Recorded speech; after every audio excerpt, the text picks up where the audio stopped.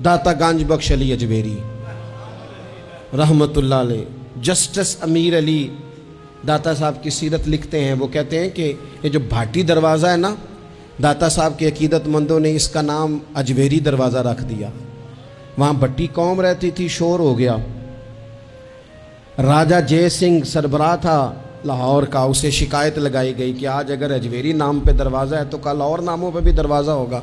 लोगों ने आके उसको राजा को शिकायत कर दी कि जनाब देखें जी, उन्होंने अजमेरी नाम रख दिया है। अब ये जहाँ जो अकीदतमंद थे ना जी दाता साहब के, वो भी तैयार हो गए कि भाई वो हमारे बुजुर्ग वहाँ आते जाते। दाता साहब असर की नमाज़ पढ़ के बाहर आए, क्या मसला है भाई? कहा जनाब ये भट्टी कौम ज़माने से आबाद है, उसका नाम भाटी दरवाज़ा है, आपके अकीदतमंद कहते हैं अजमेरी दरवाज़ा रखना है। दाता साहब हंस पड़े और पहले तो नज़र अपने अकीदतमंदों पर डाली, फरमाने लगे पुत्र तख्तियाँ बदलने से इनकलाब नहीं आया करते, फटियाँ बदलने से लोग ठीक होंगे।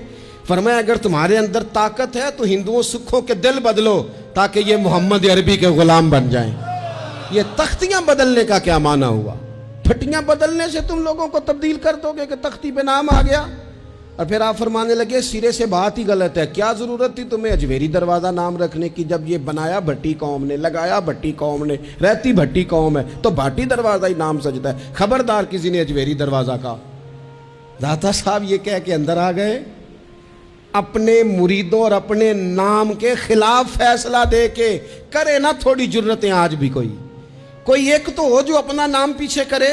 हजरत दाता साहब रहमतुल्लाह अलैह अपना नाम पीछे करके अकीदतमंदों के खिलाफ फैसला दे के अंदर आ गए। रात गुजर गई, लोग बड़े मद्दोजज़र में थे, सवेरे क्या होगा?